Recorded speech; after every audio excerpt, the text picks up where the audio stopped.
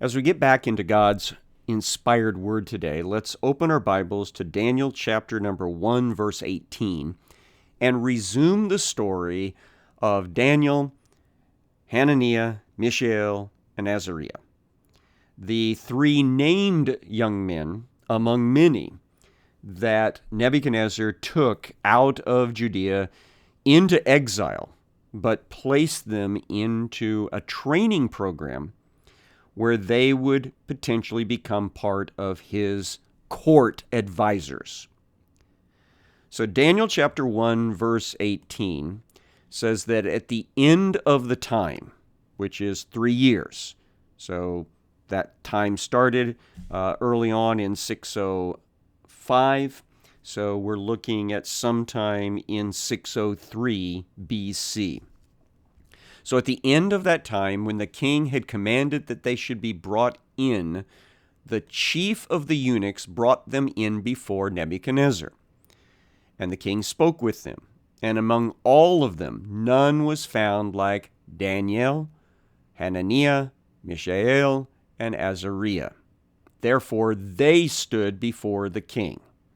So of all the Judean candidates for the court spots in the advisory council of Nebuchadnezzar, these 4 young men were the standouts.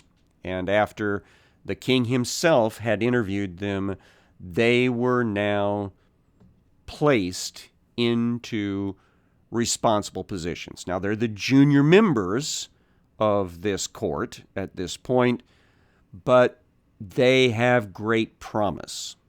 And of course, the gift of God is going to promote them very quickly. Verse 20, in every matter of wisdom and understanding about which the king inquired of them, he found them 10 times better than all the magicians and enchanters that were in his kingdom. Now, this advisory council includes a lot of members who are purporting to be tapped into the spirit world for the benefit of the Babylonian Empire. Now, I say purport because while some of them may actually be messing around in the spirit world with demonic beings, others of them may be playing a political game where they try to just get a sense of what the king wants to hear and therefore tells him those sorts of things in order to please him and to stay in his good graces. But Daniel and his 3 friends have already shown themselves to be better counselors in the things that he interviewed them about than all these other guys who have been there for a long time. And then verse 21 tells us that Daniel was there, meaning in the Babylonian court system, until the 1st year of King Cyrus. And that will be the changeover time historically between the Medo-Persian kingdom taking over where the Babylonian kingdom has collapsed. And so Daniel will be there that whole time. Chapter number 2. In the 2nd year of the reign of Nebuchadnezzar. And so this is apparently from the type of calendar system that doesn't count the first few months of the king's reign, that his reign officially starts on a specific repeating date on the calendar. This is called an accession year standard. So the 2nd year of King Nebuchadnezzar, again, is 603 BC. So it's the same year that Daniel and his guys started officially working for him. So in the 2nd year of the reign of Nebuchadnezzar, Nebuchadnezzar had dreams, plural. So he's having this same dream repeatedly, over and over and over again. His spirit was troubled and his sleep left him. So he is losing sleep over this very troubling dream that keeps coming back night after night. Now, some of the English versions give the impression that he's forgotten this dream, that he just has this sense of foreboding. But I don't think that that is an accurate representation of the Hebrew or Greek text that we can find here. I think he knew the dream, and it bugged him that it just kept being repeated.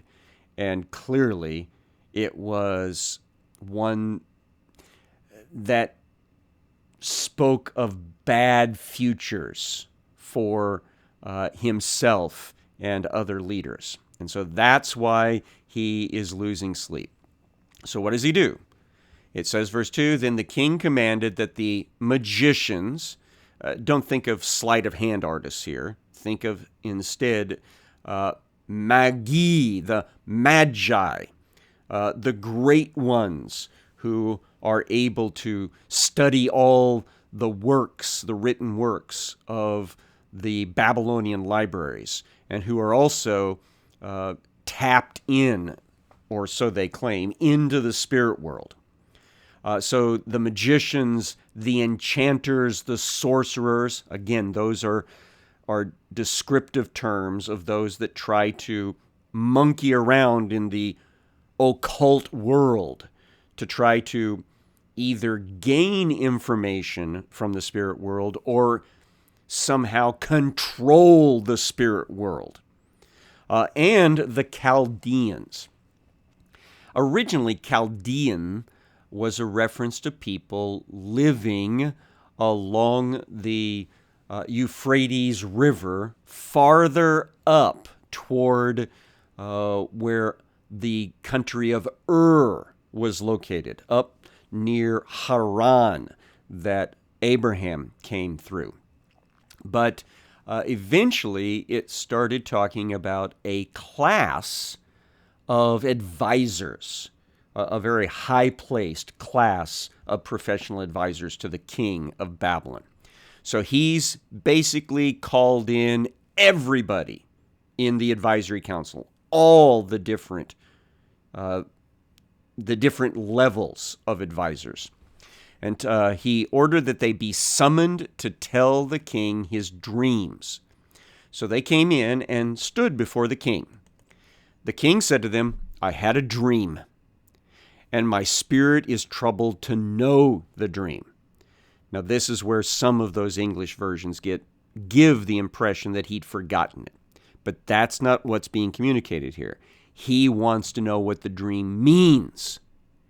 And as a further way of them proving that they can provide this information, he wants them to describe to him the dream first.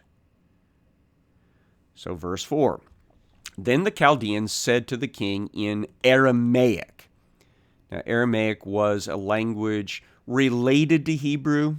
It has similar lettering, pronunciation, but it has different, some of the different vocabulary words and different syntax at different places. A lot of Daniel is actually written in Aramaic because of this time period.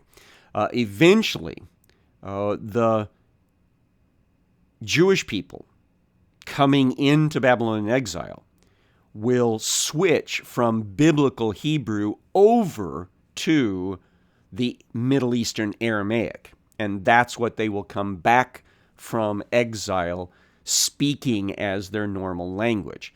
And then they'll have Hebrew, biblical Hebrew, that will be like a study language from their history. And so professionals would know biblical Hebrew as well as the Aramaic.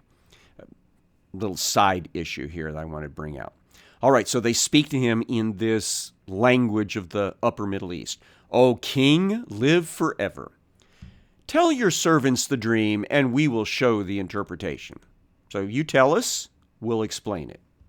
The king answered and said to the Chaldeans, the word for me is firm. If you do not make known to me the dream and its interpretation, you shall be torn limb from limb, and your houses shall be laid in ruins.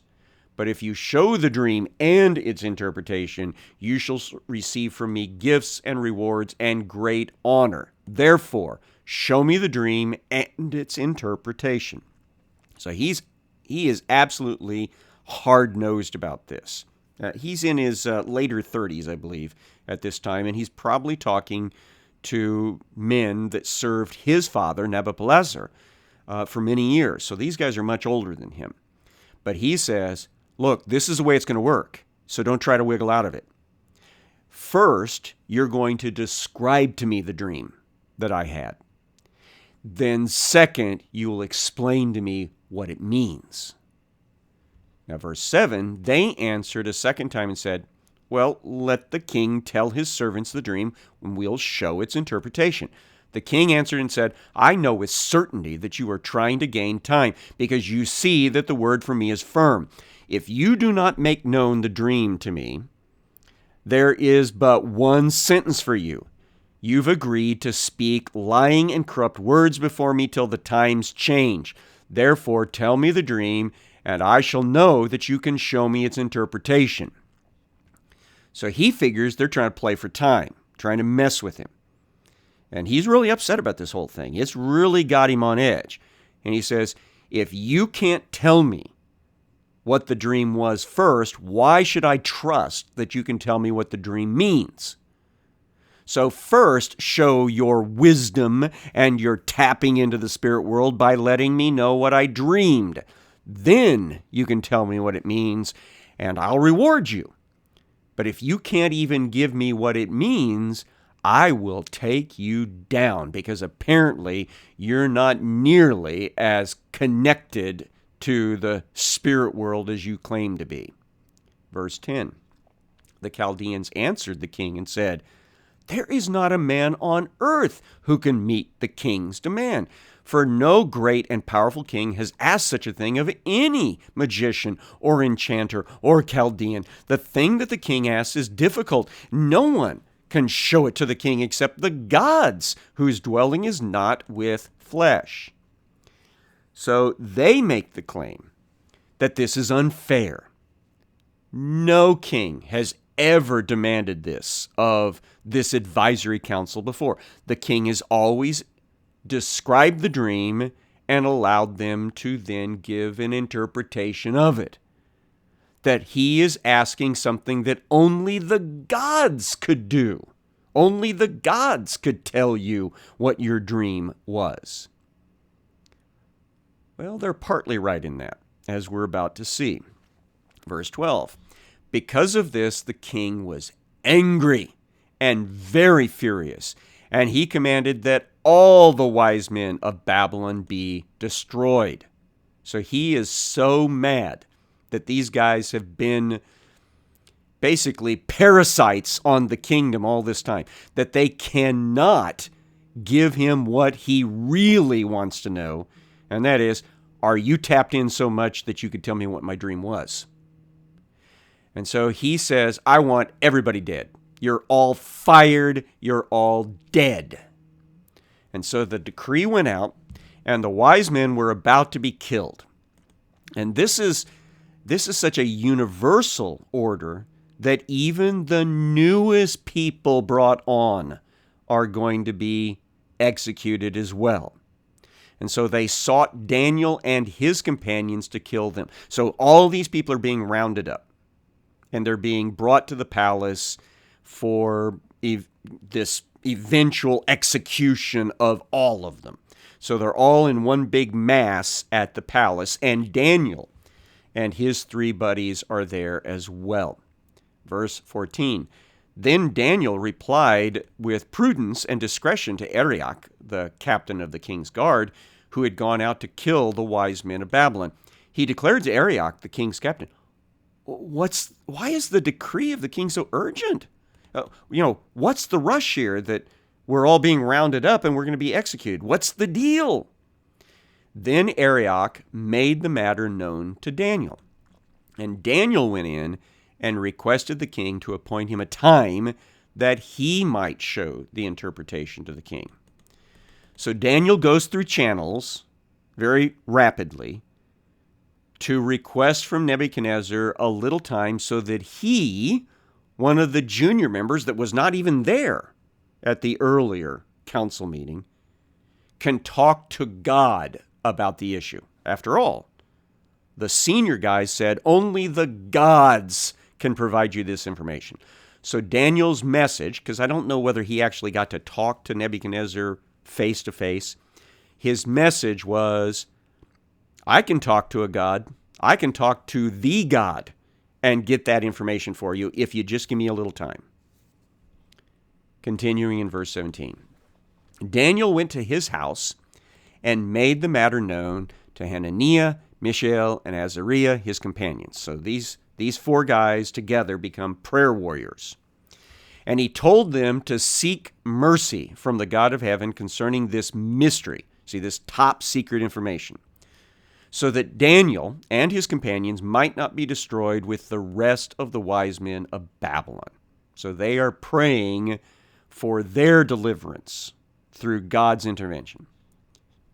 Then the mystery was revealed to Daniel in a vision of the night, and then Daniel blessed the God of heaven. So he goes to sleep, and God gives him the exact same dream, so that he can describe it in detail to the king, and God also tells him what it means. So Daniel is now set to go back to the palace. But first, we need to praise God. Daniel answered and said, Blessed be the name of God forever and ever, to whom belong wisdom and might. Now remember, the name of God is pronounced Yahweh. That's the best I think we can come in our modern times. And it means he who is, because he's always been. He has no beginning. He has no end. He's the only real God. So he says, Blessed be that God, the one and only, who has wisdom and might. He changes times and seasons. He removes kings and sets up kings. He gives wisdom to the wise and knowledge to those who have understanding. He reveals deep and hidden things. He knows what's in the darkness, and the light dwells with him. So this is praise about the fact that there is no God but he who is. He's the one that knows everything, and it doesn't matter how dark it is, it's like light to him. Doesn't matter how secret it is open information to him. Verse 23, To you, O God of my fathers, I give thanks and praise, for you have given me wisdom and might, and have made known to me what we asked of you, for you have made known to us the king's matter. So thank you, Lord. I have everything that we asked of you, and I can now go into the king. Verse 24, Therefore Daniel went into Arioch, whom the king had appointed to destroy the wise men of Babylon.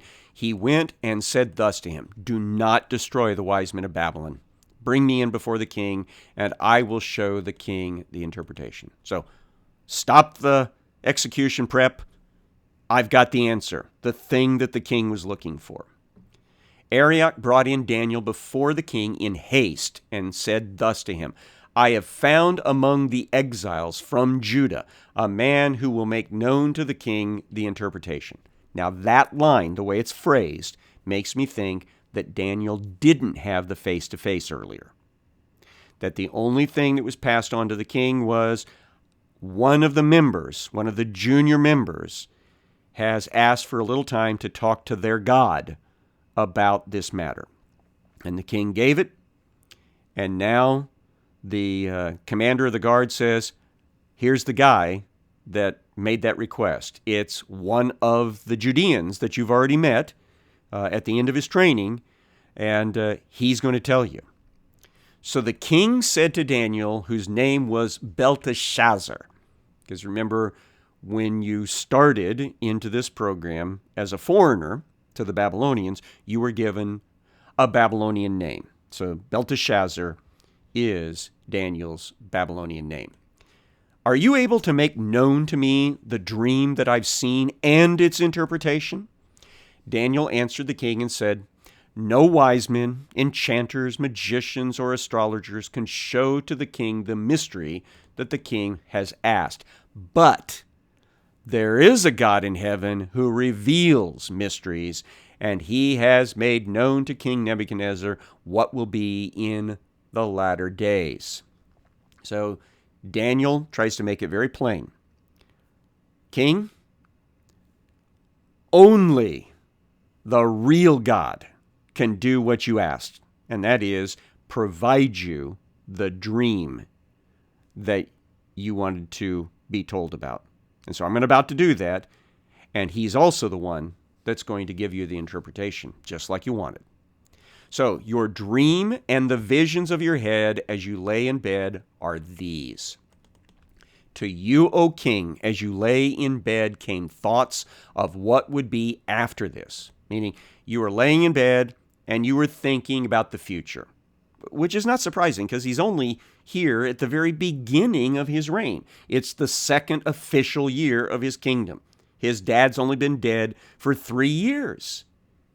And so he's in his 30s. This is all big stuff for him. And so he wants to know, what does the future hold?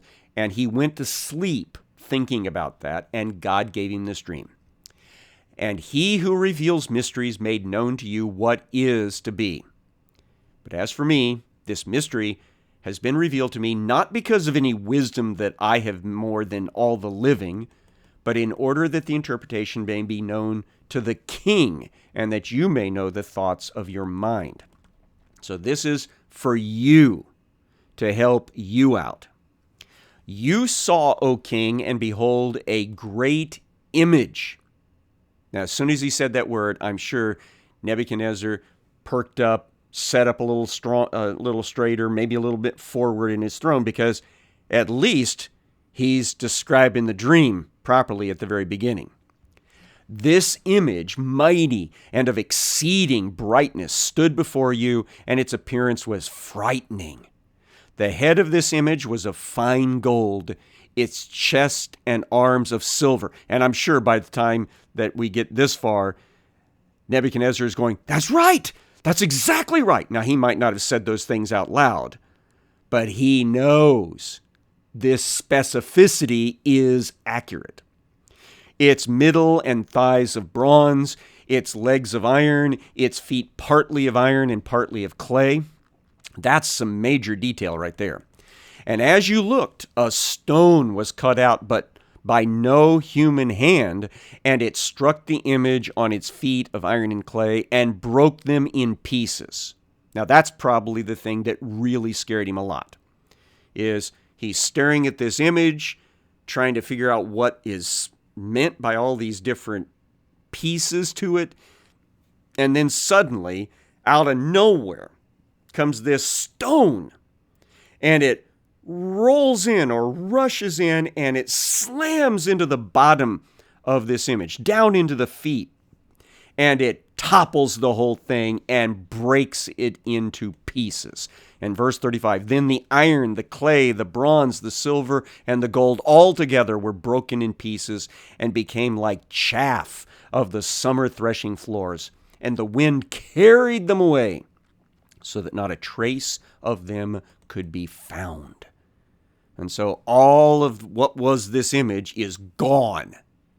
It was pulverized into dust, and now it's blown away. But the stone, that is the stone cut out but not by human hands, the stone that struck the image became a great mountain and filled the earth. So now the stone becomes everything in Nebuchadnezzar's vision. Everything is just blotted out by its presence. This was the dream, verse 36, and now we will tell the king its interpretation. So Daniel has done exactly what Nebuchadnezzar required of his other council members, and they couldn't do. Tell me the dream that I dreamed. So he has, with great detail and specificity. That gives Nebuchadnezzar confidence that what comes next is an accurate interpretation of that dream. Let's get started on the interpretation. Verse 37.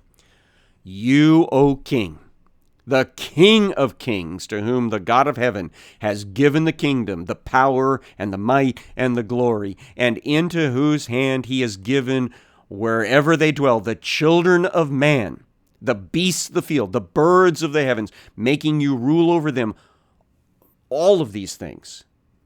You are the head of gold. So King Nebuchadnezzar, you and your kingdom, your dynasty, if you will, is represented by the head of gold. Now, partly that would have made Nebuchadnezzar quite happy, because gold is the most valuable substance that they used in that time period. It's very shiny. But the rest of the story is that his dynasty, his kingdom, is not going to last. So that's going to bother him a little bit, I'm sure. Verse 39. Another kingdom inferior to you shall arise after you. That's the silver shoulders and chest. This is going to be another kingdom, another dynasty that will show up after the Babylonian Empire. We know that this is going to be the Medes and the Persians. Well, it's inferior, just like silver is inferior in value to gold, but it will still replace the Babylonian Empire.